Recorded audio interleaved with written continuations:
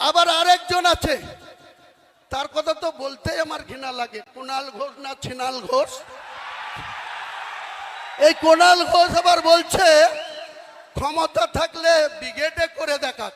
হ্যাঁ কুণাল ঘোষ, হ্যাঁ মমতা ব্যানার্জি, তোমাদেরকে আগামী জানুয়ারি মাসে আমি ব্রিগেড ময়দানে সভা করে দেখাবো।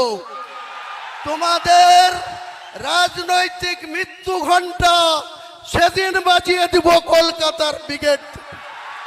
পারলে তোমরা ঠেকিয়ে নিও, পারলে হুমায়ুন কবিরকে রুখে দিবা।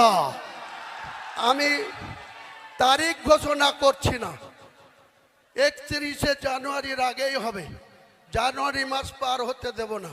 কারণ আপনারা জানেন ব্রিগেড মাঠটা সেন্ট্রাল গভর্নমেন্টের আন্ডারে, তাদের এনওসি নিতে হবে।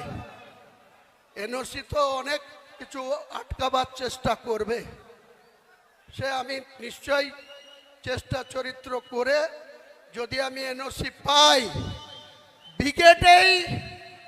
আপনি এক সময় মমতা ব্যানার্জিকে কি বলেছিলেন? চোরের রানী বলেছিলেন। সারদাতে যখন আপনি 3.5 বছর জেল খেটেছিলেন তখন মমতা বন্দ্যোপাধ্যায়ের গ্রেপ্তার চেয়েছিলেন।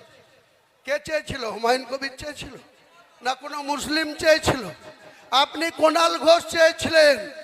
মমতাকে চোরের রানী বলেছিলেন, আমি বলিনি, হুমায়ুন কবির বলেনি। বাংলার কোনো মুসলমান সম্প্রদায় মমতা বন্দ্যোপাধ্যায়কে চোর বলেনি, কিন্তু আপনারা বলেছিলেন। আর মমতা বন্দ্যোপাধ্যায় এত গুণবলিতে ভরা, যে যত বেশি গাল দেবে তার অত বেশি প্রমোশন হবে মমতা ব্যানার্জির কাছে।